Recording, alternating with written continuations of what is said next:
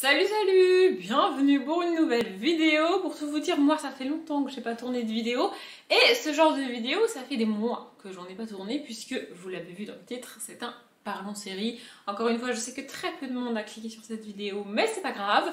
Ça fait 1000 ans que j'ai pas fait ça. Vraiment, j'ai l'impression que ça fait, je sais même pas de quand date le dernier. Février, mars, je sais plus. Bref. En fait, le Parlons série, c'est un format que j'ai moi-même créé, parce que je l'ai vu sur aucune autre chaîne, qui me permet de parler de plein de séries que je regarde, parce que si vous ne le savez pas encore, j'adore regarder des séries, vraiment, c'est ma passion dans la vie. Et j'en ai regardé beaucoup dans ma vie, j'en regarde encore beaucoup, quasiment quotidiennement. Et je savais pas comment parler de toutes ces séries. Donc, j'ai fait ce qui me semblait être le plus simple, c'est-à-dire que dans chaque vidéo, je parle de 3 séries, une que je suis encore en train de regarder et que j'ai pas terminée, même si parfois elle est déjà terminée en termes de production et tout. Une que j'ai abandonnée, parfois contre ma volonté, c'est le cas aujourd'hui d'ailleurs, je me suis rappelé que cette série existait et que je l'avais jamais terminée parce qu'elle était dans ma liste, et une que j'ai terminée.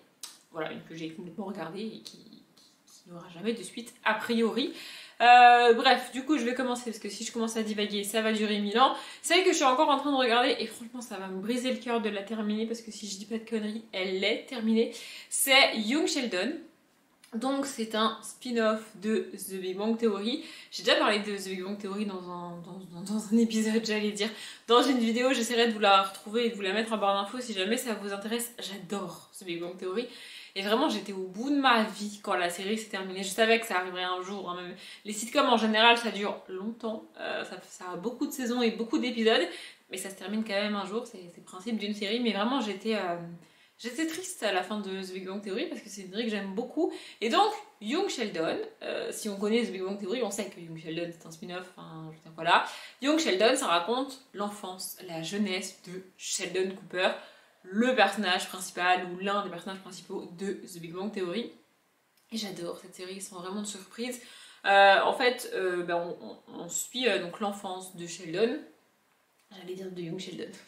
On suit l'enfance de Sheldon avec son grand frère et sa sœur jumelle, ses parents qui n'ont pas, qui se retrouvent démunis quand ils découvrent l'ampleur de l'intelligence de leur enfant, puisqu'il va commencer à suivre des cours de fac à 10 ans. Il est en avance en termes d'école, en termes d'apprentissage, parce que il a des facilités et surtout parce qu'il aime apprendre et qu'il a envie d'apprendre. Je veux dire, c'est pas parce que tu as la capacité d'aller à l'université à 10 ans que tu le fais forcément. C'est cool si tu peux le faire et si tu veux le faire, mais rien ne t'oblige à le faire. Et il habite au Texas, il me semble. En tout cas, dans l'état où il fait très chaud. Il vient d'une famille extrêmement modeste. Vraiment, ça se passe dans les années 80. Je pense qu'il est enfant dans les années 80, un truc comme ça. Et du coup, ses parents ont pas les moyens de lui payer la fac. Ils n'avaient pas prévu que leur gamin irait à 10 ans à la fac, tu vois. Alors, ils sont partagés entre fiers de leur enfant et contents que leur enfant soit intelligent et des capacités pareilles, tu vois. Alors qu'en plus, il n'a pas de facilité. Enfin, je veux dire, il n'y a personne dans sa famille qui a fait de longues études, qui a un métier intellectuel. Son père est garagiste. Tient une petite boutique, alors c'est pas nul tu vois, mais son père est pas ingénieur et sa mère est pas architecte, tu vois, il part pas avec des facilités dans la vie, ses parents peuvent pas l'aider dans ses études et du coup ses parents sont dépassés, de un parce qu'ils peuvent pas l'aider eux-mêmes dans les études et dans l'apprentissage pour Sheldon, tu vois, ils peuvent plus rien faire au niveau scolaire, et de deux parce que ils ont pas vraiment les moyens financiers de lui permettre de faire de longues études et de payer tout ça, ils sont dépassés par ça. Et du coup, c'est assez... le comique de la série, c'est que Sheldon a déjà toutes ses petites manies et toutes ses petites peurs qu'il a adulte dans The Big Bang Theory. Donc ça, c'est le comique de la série. Et il y a aussi le décalage entre les centres d'intérêt de son grand frère et de sa sœur, et ses centres d'intérêt à lui qui n'ont rien à voir. Vraiment rien à voir. Dans la construction du personnage, c'est un peu comme Mathilda. Vous voyez, elle a rien à faire dans cette famille-là. Elle est trop intelligente presque pour être dans cette famille-là. Et dans Mathilda, on l'interdit de lire, on l'interdit de faire plein de choses. Sheldon, c'est pas qu'on lui interdit de le faire, c'est juste que ses parents sont dépassés, vraiment sont démunis. Et donc du coup, il vit avec ses parents et en face de chez lui, il vit sa grand-mère. Et j'adore cette série, cette famille, je trouve ça trop cool.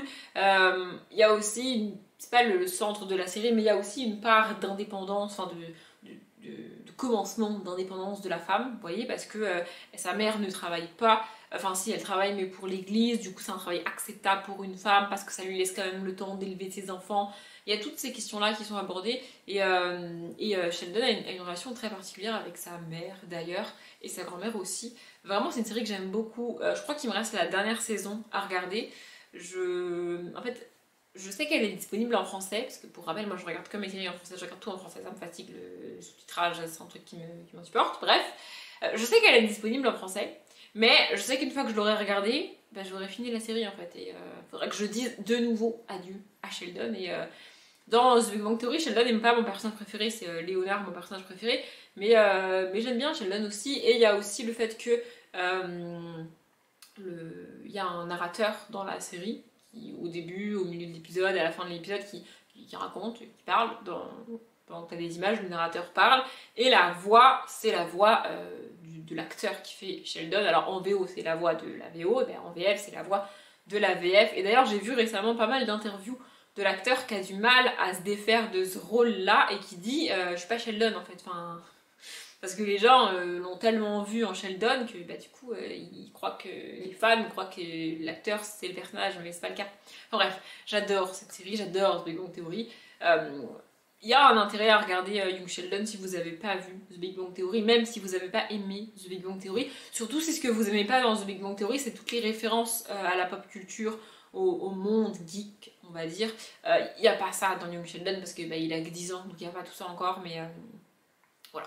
La deuxième série, donc c'est celle que j'ai abandonnée et que je me suis fait abandonner contre ma volonté parce que je ne trouve pas la fin de la série en français. Mais en fait je me suis rendu compte récemment, et ça fait plusieurs fois que je parle de séries que j'ai abandonnées, pas parce que je voulais plus les regarder mais parce que je trouvais pas les épisodes. Du coup bah, j'ai fini par arrêter de les chercher et par arrêter d'attendre la suite en français. Mais avec la multiplication qu'il y a de plateformes aujourd'hui, je pense que cette série est trouvable au moins sur une plateforme. Il faut juste que je me renseigne sur laquelle. Et que quitte à prendre un mois d'essai juste pour finir la série et puis ensuite bah, je m'abonne pas, vous voyez, parce que je peux pas non plus m'abonner à toutes les plateformes qui font des séries sinon je ne m'en sors pas. Bref, cette série c'est Faking It et c'est pour moi la première série qui parle d'homosexualité que j'ai regardée et c'est un angle très très particulier sur l'homosexualité. Vraiment, l'angle le plus répandu, c'est le fait qu'on est face à un personnage homosexuel, masculin ou féminin, qui veut faire son coming out, mais qui ne sait pas comment s'y prendre, qui a peur des réactions des gens, ou alors qui se retrouve, son homosexualité a été révélée et il n'a pas le choix, en fait, il doit faire avec ou elle doit faire avec. Ça, c'est l'angle le plus répandu. On parle d'homosexualité dans les films, dans les séries, dans les livres.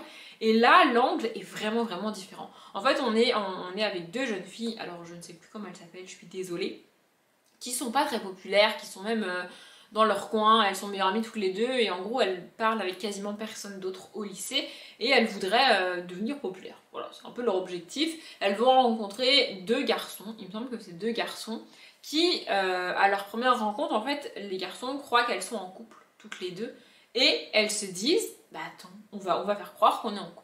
Donc elles vont faire semblant d'être un couple homosexuel, alors que c'est pas le cas, pour devenir populaire. C'est quand même assez paradoxal quand tu parles d'homosexualité, enfin paradoxal.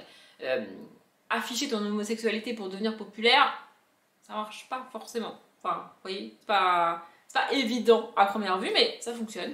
En fait, elles sont originales parce qu'elles sont homosexuelles et donc elles deviennent populaires. Ce qui est très cool, hein. Je dis pas, c'est très cool, comme j'ai dit, c'est juste un angle particulier. Bref, sauf que tout ça serait très cool parce qu'elles sont meilleures amies, elles font semblant d'être en couple, tout va bien, mais l'une des deux va réellement tomber amoureuse de l'autre et donc ça va commencer à poser des problèmes. Au-delà de ça, l'autre va tomber amoureuse d'un garçon, vouloir être en couple avec un garçon, mais elle peut pas parce que bah, du coup elle est officiellement en couple avec sa meilleure amie, donc c'est un petit peu compliqué. Et vraiment j'adore les deux actrices principales. Il me semble que l'une des deux a joué ensuite dans The Bold Type, qui est une série que j'adore, je sais plus si j'en ai déjà parlé, il me semble que oui. Il me semble que l'une des deux, la brune, joue ensuite adulte dans The Bold Type. C'est une série qui date un petit peu Faking It. Moi je l'ai vue quand j'étais à la fin de mon adolescence, je dirais, quelque part par là. Et franchement j'ai beaucoup aimé, je suis dégoûtée de pas pouvoir voir la fin. En plus il me manque la moitié de la saison 2. Ouais, Parce qu'il n'y a que 2 saisons, il me semble, la saison 2 est plus longue que la saison 1. Et il me manque la moitié de la saison 2. Faut absolument que je trouve la fin de cette série. Si vous savez où je peux la trouver, n'hésitez pas à me dire si vous connaissez la série. Voilà, vraiment, je suis dégoûtée de pas pouvoir finir la série, ça me saoule en fait. Mais faut que je cherche. La dernière série, j'ai hésité à en parler, elle est dans ma liste parce que je l'ai terminée, mais j'ai quasiment pas de souvenir de la série. C'est un genre de série enfin, c'est un format de série que j'aime pas des masses, mais bon, elle est dans ma liste, donc je me suis dit que j'allais en parler. C'est White Princess. En fait c'est un format mini-série que moi j'aime pas les mini-séries. Les mini-séries en fait c'est des séries qui sont conçues et écrites pour n'avoir qu'une seule saison. Au moment de créer la série, d'écrire les épisodes et de sortir la première saison, les réalisateurs et les acteurs et tout le monde sait qu'il n'y aura pas de suite. C'est juste une saison et puis ensuite c'est fini. Moi j'aime pas ça, enfin... Je vois pas l'intérêt de regarder une série pour... En plus je crois qu'il y a que 8 épisodes ou 6 ou 8 épisodes de quasiment 1 heure. Dans ce format-là, pour moi, rien ne va. Je n'aime pas ce format-là. Une mini-série de 6 ou 8 épisodes avec des épisodes de 50 minutes, ça me fatigue. Les épisodes de 50 minutes, ça me fatigue. Mais une de mes potes m'avait harcelée pour que je regarde cette foutue série, je n'en pouvais plus. Donc je lui avais dit, tu sais quoi, on se prend une journée ou un week-end, je sais plus. Et j'avais été chez elle et on avait regardé la série en un week-end. Je lui avais dit, tu vas arrêter de me saouler avec cette foutue série, j'en peux plus. Mais j'ai très peu de souvenirs de cette série. Il me semble qu'il est question d'Elizabeth d'York et Henri 4, 5, 6, 7, je sais plus, Henri je sais plus combien, qui vont se marier pour unir leurs 2 familles et essayer de mettre un terme à la guerre. J'aurais pu regarder le synopsis avant de commencer la vidéo, vous me direz, mais je ne l'ai pas fait. Bref, il est question... La série démarre sur un mariage entre 2 personnes issues de 2 familles différentes. Et dans la suite de la série, alors je sais plus si c'est dit au début ou pas, mais bref, dans la suite de la série, tu captes que en fait, le but du mariage c'était d'éviter que les familles se déchirent et d'éviter qu'il y ait une guerre. Mais en fait, il y a quand même une guerre, parce que ils ont beau s'être mariés, les familles autour elles sont pas forcément d'accord, elles sont pas. Enfin, pas d'accord, c'est pas qu'elles sont pas d'accord avec le mariage, c'est que elles s'entendent pas de base, donc il y a mésentente, il y a dispute, donc il y a guerre, tu vois. Et voilà, et on suit ça.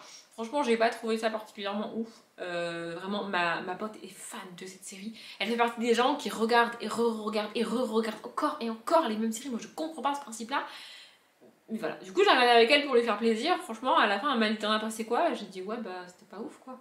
Enfin, il me semble même lui avoir dit heureusement qu'il n'y a pas de suite parce que de toute façon je l'aurais pas regardé. Bon, elle l'a mal pris évidemment parce qu'elle adore cette série, mais enfin voilà, moi le concept des mini-séries je comprends pas le concept des mini-séries. Fais un film en fait, ou fais 2 films, je sais pas, mais pourquoi tu fais une série?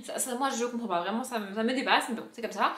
Voilà, du coup j'ai regardé White Princess. Il y en avait une autre aussi avec Elisabeth d'Angleterre là il me semble, que j'avais commencé, que j'avais pas fini, ça m'a vraiment gonflé. C'est la même pote qui me l'avait conseillé, elle adore ces séries là. Moi j'aime bien les séries historiques, c'est pas la question, mais pas en mini-série. Moi ce que j'aime bien dans une série c'est le fait de retrouver chaque année les personnages avec une nouvelle saison, de nouveaux épisodes, de nouveaux événements et tout. Et là en fait tu t'attaches à des personnages pour 6-8 épisodes et puis ensuite c'est fini, il y a pas ce côté rituel d'une série. Pour moi, c'est ça la définition d'une série, c'est retrouver chaque année et régulièrement les mêmes personnages dans le même univers, vous voyez. Mais là, il n'y a pas du coup, c'est une mini-série, je comprends pas, vraiment ça me dépasse, donc voilà. Ces vidéos ont pour but d'être le moins longues possible. Dans ma tête, c'est ça, en fait, voilà. Globalement, c'est le but de ces vidéos, c'est un des buts de ces vidéos, c'est de faire des vidéos courtes assez régulièrement sur ma chaîne, parce que je suis pas très douée pour faire des vidéos courtes, on va pas se mentir. Je pense que j'ai réussi pour cette fois-ci, donc je vais éviter de la rallonger pour rien. Je le dis à chaque fois, mais je regarde des dizaines et des dizaines, même des centaines de séries, mais je les connais pas toutes et je les ai pas toutes regardées, donc si vous avez des séries à me conseiller, des nouvelles, des anciennes, faites-vous plaisir en commentaire. Moi je m'arrête là, comme d'habitude je vous souhaite une bonne journée, un bon après-midi, un bon appétit ou une bonne nuit, et je vous dis à bientôt.